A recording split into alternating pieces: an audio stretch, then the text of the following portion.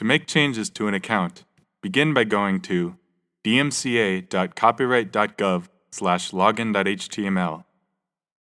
Please read the notice to users and click Close when finished.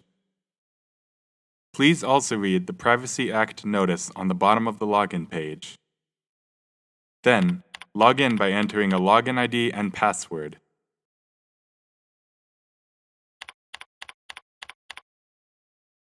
Once logged in, click Manage My Account on the top right of the page. Here, you can click one of the Edit buttons to change the login ID, change the password, or update information for the primary and secondary contacts. If you did not provide a secondary contact when you created your account, you can add one here by clicking Add and filling in the appropriate information. From each of these pages, click Save to save your changes, and return to the Manage My Account page. There is no fee to update any of this information.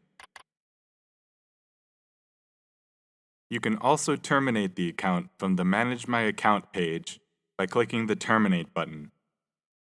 If you recently updated any of the service provider designations managed by the account and payment is still being processed, you will not be able to terminate the account until that process is complete.